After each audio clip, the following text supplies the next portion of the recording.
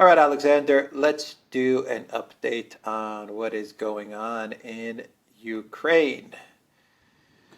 What is going on in Ukraine? The big story, I think, is that the New York Times is reporting that Ukraine's big push is happening right now. Exactly. That's the word, and they're giving it what did they say? 1 to 3 weeks, according to those anonymous officials. So I think that's the big picture story that we can talk about, and of course you can get into the details. So what is your view of the New York Times' article citing White House officials, as they always Well, do? I think that is exactly what we're seeing. Now, we've seen up to, over the last couple of days, a whole series of statements from Ukrainian officials and American officials that actually the really big push, the really big part of the offensive hasn't yet happened.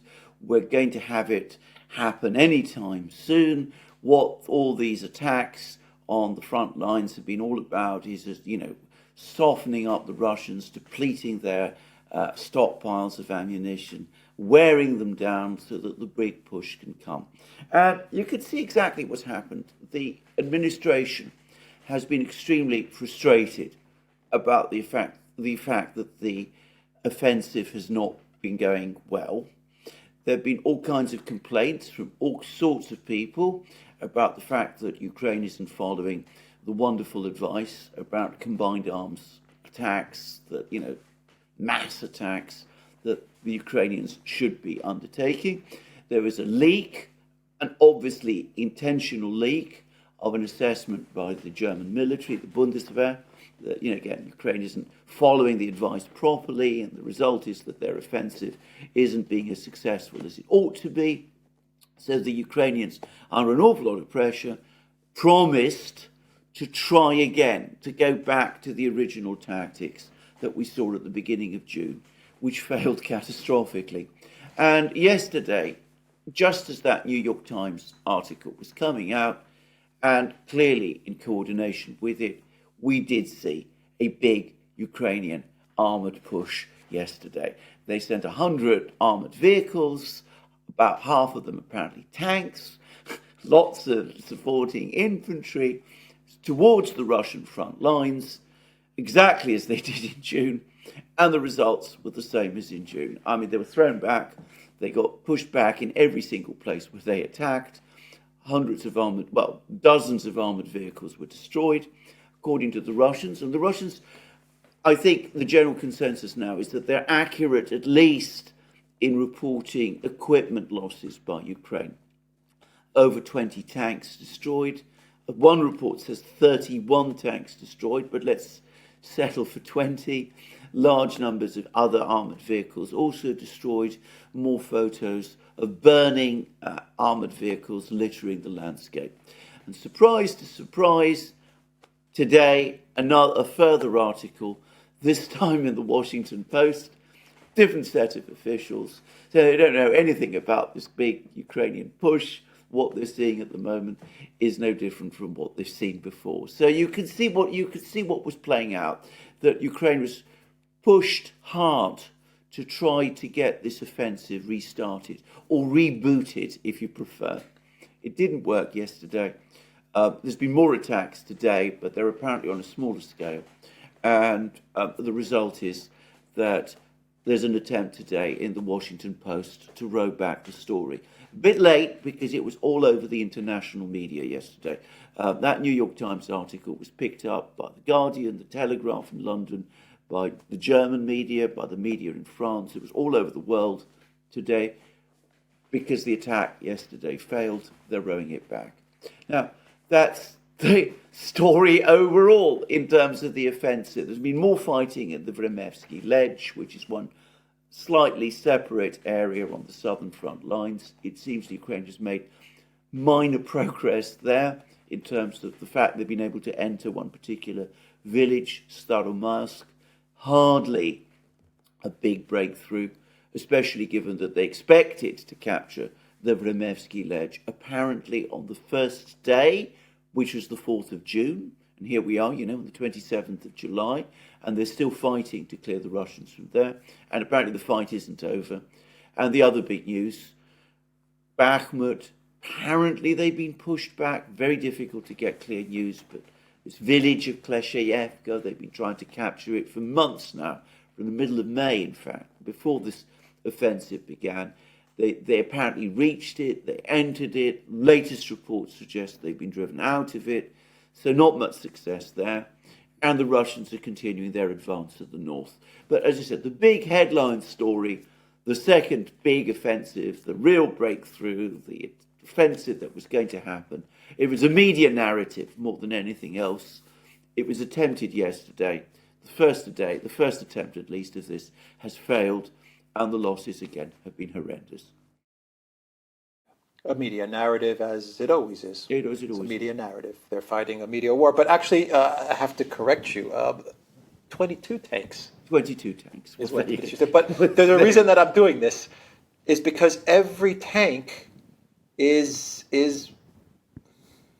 huge for Ukraine. I mean, that's my question to you is, they only have a set number of tanks, and obviously we've talked about the ammunition on multiple videos.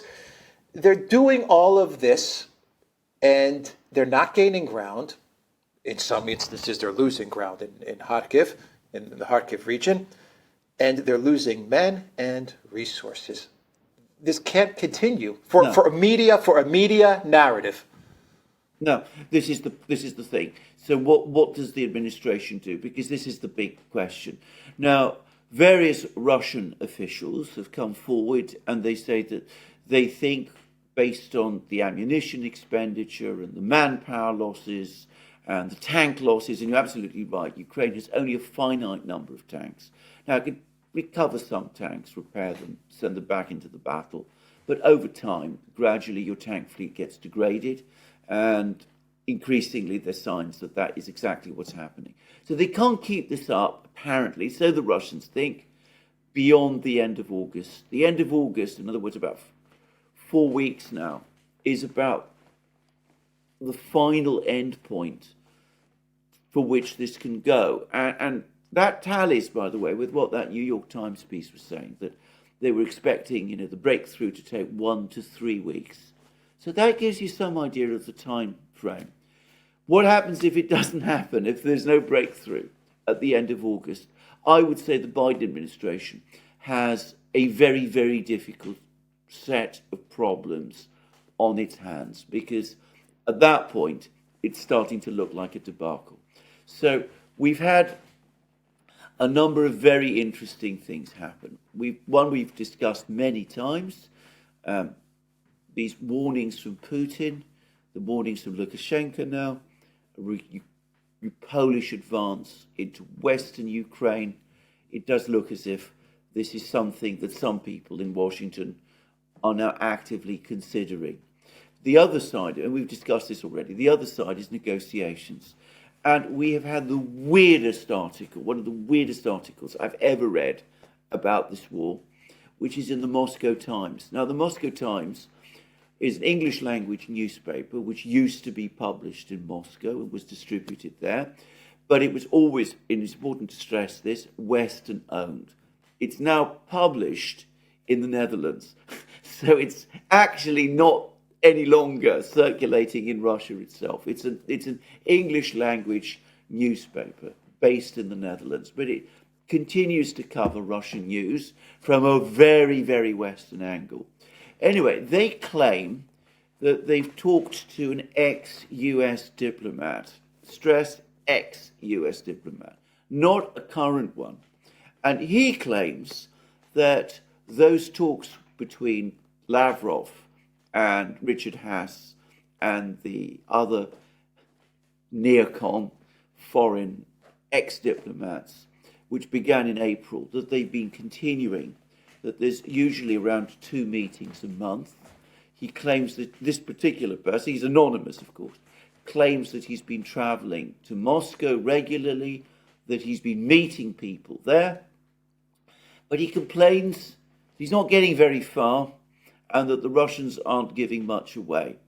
Now, if you read the article, it's not difficult to understand why, because this person, whoever he is, talks about the objectives of the negotiating team, if that is what it really is. And they come across to me as so arrogant, so completely off any sense of reality. He's still, again, talking about forcing the Russians to distance themselves from the Chinese, break the Russian-Chinese alliance. He says that there's reassurances being given to the Russians that, you know, the US isn't actually looking to diminish Russia's position globally. And he's also saying that, you know, the big obstacle to negotiations is Putin himself, and he's again floating the possibility of regime change in Russia, getting rid of Putin, putting someone else so that some kind of compromise can be achieved. I mean, all I can say is I'm not even sure whether this story is even true, in the sense that I'm sure there is an ex-diplomat who's telling these things, but, you know, I'm not sure whether we're really looking at any kind of discussion between the Americans and the Russians, and that this isn't to some extent made up.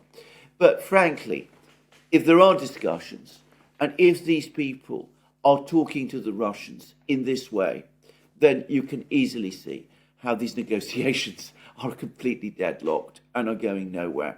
Now, the only thing I will say is that it may be that there is a desire to keep some kind of communications channel open, and if, as seems increasingly likely, in 3 or 4 weeks' time, we see that the offensive is petering out and it's made no significant gains, and if the Russian army is advancing in the north, well, perhaps, just possibly, you could get these negotiations activated and properly underway, and perhaps try to find some kind of solution to this. But I'm not holding my breath. Victoria Newland has just been promoted. She's apparently been given the second post in the State Department. So at the moment, it really doesn't look as if we're making much progress at all. Yeah, I was going to ask you about Victoria Newland. I would like you to expand on that. What you think this means, Victoria Newland being the second in command after Wendy Sherman's departure. But real quick, I just want to comment on what you said about the Moscow Times article and your thoughts on what I'm about to say. Maybe this is true, maybe this is not, maybe this ex-diplomat does exist, maybe this article is made up. If the ex-diplomat exists and he's making these statements, what does that tell you about the state of the diplomatic corps, whether current or former, in the collective West? The fact that they've just done this whole full circle to come back to the same stuff that we heard before the SMO and during the first couple months of the SMO. Putin has to leave. We're not looking to hurt you, Russia. We just okay. We know the script. What does it tell you about, if this is indeed true, what does it tell you about the state of diplomacy in the West? If this is not true, and the Moscow Times is making this up, just as bad, because here you have this publication which calls itself the Moscow Times, once again talking about regime change, talking about how this is really all about China and it's not really about Russia, and let's find a way to work it out, but to work it out you have to bow down to us. I mean, either way you slice it or dice it, it just shows that these people are thick. They're thick in the head. They haven't learned anything in a year and a half. And then I want you to elaborate on what you think Newland's promotion, what it means for Ukraine, for Europe. Remember, she's F the EU, Newland. Europe should not forget that. She doesn't particularly like the EU either. She doesn't like Russia, obviously, but she's not too fond of the European Union either, and what it may mean for China. Well, that's exactly correct. Can I just say straightforwardly, what you're saying about the Moscow Times article is it's absolutely right. It's disastrous in either way. Now, the first thing to say is that if this is the quality of diplomacy that the United States is, the only type of diplomacy that the United States is capable of, that they are unable to change their objectives, adjust to realities, well, it explains to you why the United States is losing positions around the world, why countries like Saudi Arabia have been antagonized, why countries like India are so leery of getting too close to the United States, why the US position in the Middle East has collapsed, all of those things. Because this isn't diplomacy at all. It's basically saying, look, if we win, these are the terms we're going to dictate to you. If we lose, we're going to dictate to you exactly the same terms. We are not prepared, ultimately, to change our views on anything. I mean, all that we're prepared to do is to give you a few bromides about how actually, really, we're not out to get you at all, even though it's absolutely obvious that we are. I mean, not only are these people themselves stupid, which they self-evidently are, but they make the dangerous mistake of thinking that the Russians are stupid. The Russians will be able to see right through all of this. So, I mean, that's one perspective of this. I mean, if this is a real negotiating strategy, it's not a negotiating strategy, it's a demand for capitulation. Capitulation whether Russia wins, capitulation whether Russia loses. I mean, it's crazy stuff. Now, the other thing is, I think we should face up to the possibility that this article is a plant and that there's no real negotiations going on and that this isn't really a real story at all. There's one thing about this story that makes me think that may be true. Well, quite apart from the fact that, as I said, the negotiations that are discussed in it are surreal. But why, if you wanted to disclose this information publicly, would you go of all places to the Moscow Times? A newspaper that hardly anybody reads. People like us read it from time to time, but the wider public isn't going to read it. People in New York, Washington don't rush off and read the Moscow Times. It could be that what this is intended to do, that this is an intelligence operation in order to try to create dissension within the Russian government. Because it says that there are some people in Russia that they've spoken to who think that the whole operation, the special military operation, was a mistake, that it's Putin himself who was the obstacle, that regime change is perhaps the way to do it, because, if we could just get rid of this horrible man, Putin, then everything will be as always, we'll go back to being friends again and all that.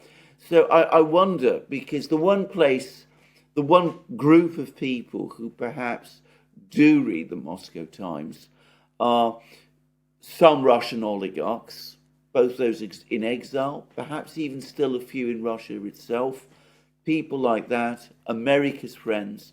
Perhaps this is really intended more as a communication towards them, whilst at the same time being in a kind of a way an attempt to create dissension within Moscow itself, to make Putin read this thing, say to himself, well, who are these people who are having these talks? Phone up Lavrov, asking him, what do you know about all of this? Worried that this man is meeting people, this diplomat, supposed diplomat, is meeting people who have all of these dangerous thoughts, start some kind of investigation, create an atmosphere of tension and crisis in Moscow. I think that's an entirely plausible scenario. I wouldn't dispute it at all. But if it is true, then again, coming back to what you said, we see that still they haven't learnt anything, because despite everything that's happened over the last year and a half, they're still trying to engineer regime change in Moscow. They're still stuck with these old policies. It's like a gramophone record, one of those old gramophone records, an LP, that gets stuck in the same groove. It can't go back, it can't go forward, it just repeats itself all the time. And that's what it looks like this article suggests the situation in the West now is.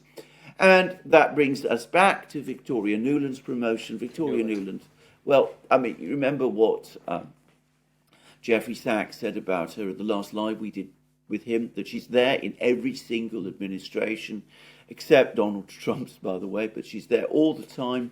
She's always a person of influence.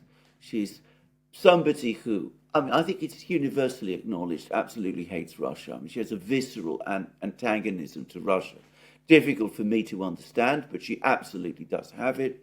She was the person who went to Ukraine, gave out the cookies on Maidan Square, made it perfectly clear that she wanted the Yanukovych government overthrown, who picked the first cabinet that, and did it before Yanukovych had even been overthrown, picked the first cabinet for, the post-Maidan, the first post-Maidan pro-Western Ukrainian government.